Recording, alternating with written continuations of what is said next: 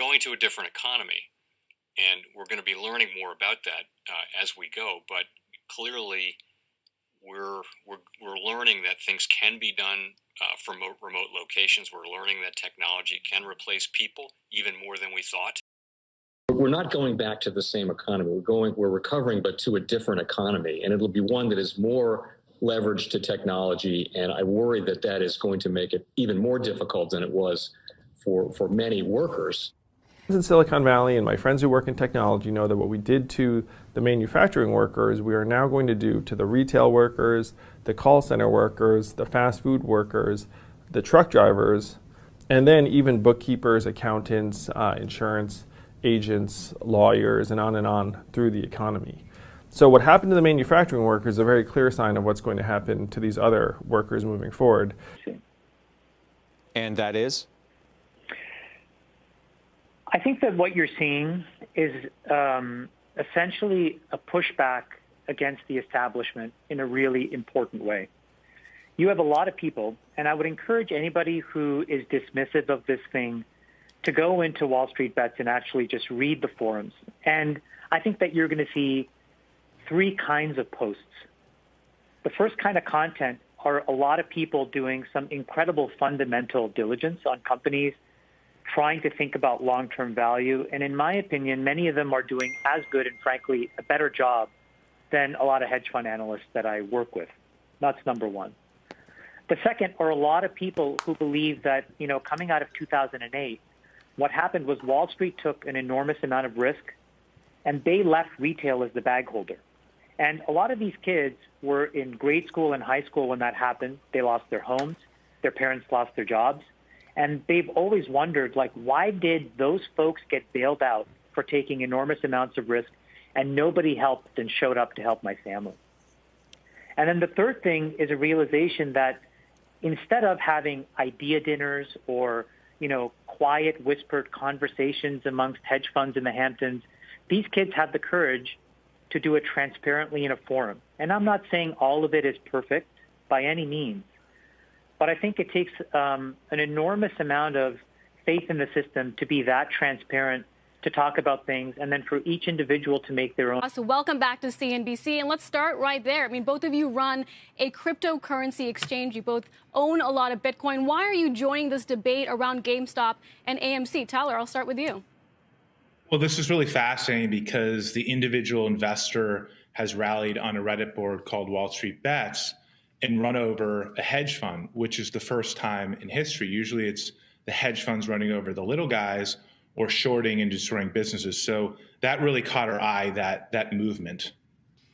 Cameron, in a way, the Bitcoin chart looks a lot like the GameStop chart. I mean, do you think there are parallels? Is the investor in cryptocurrencies similar to the one who is going long these heavily shorted names?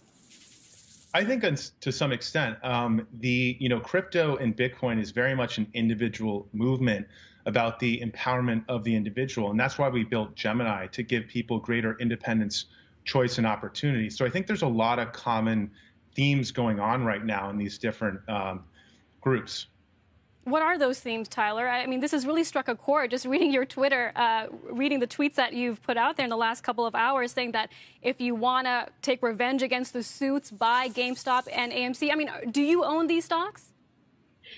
I purposely don't. I wanted to come on this show and not be conflicted, which is very different than every hedge fund manager that comes on this show.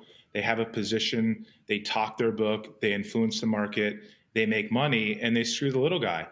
So we purposely didn't want to get rich off of coming here. We're here to support.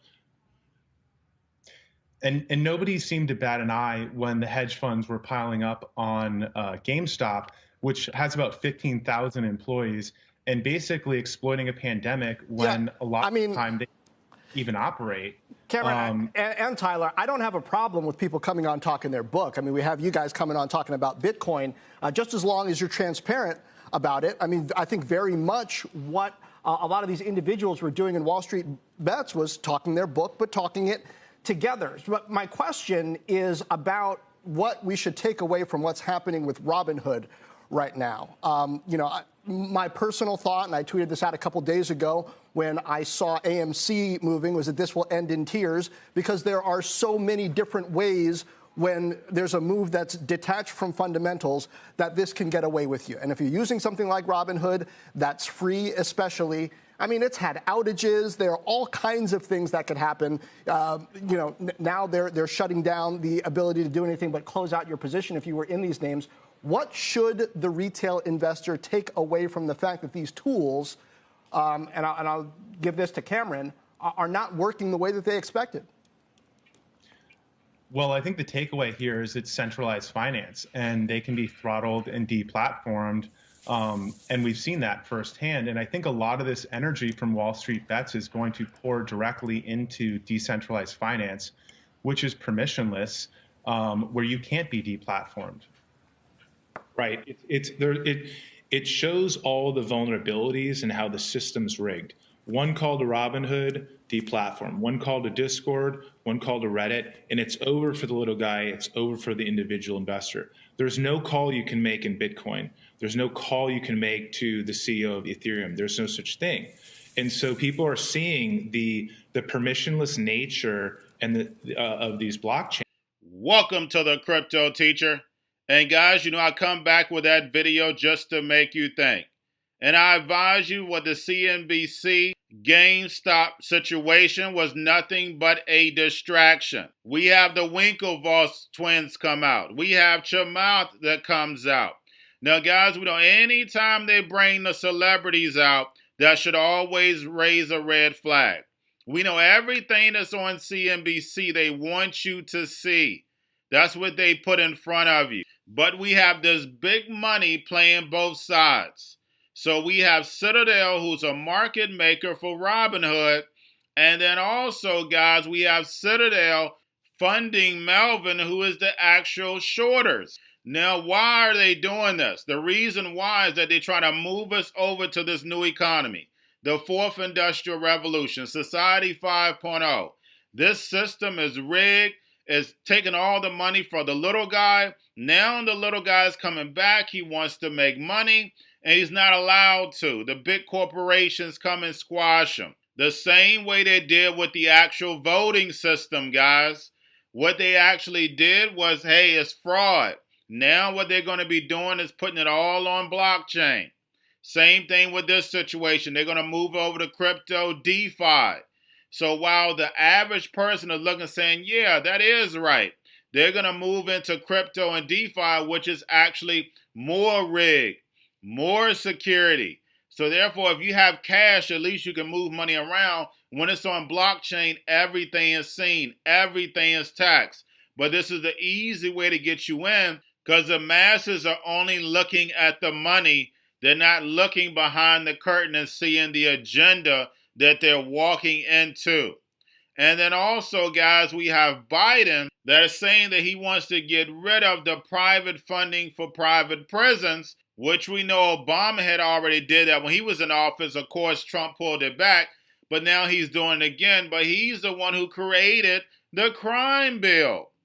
So the fact is that basically he's the one who actually created the private prisons because you had so many people going to prison. And now he's coming back, the same guy who created the crime bill.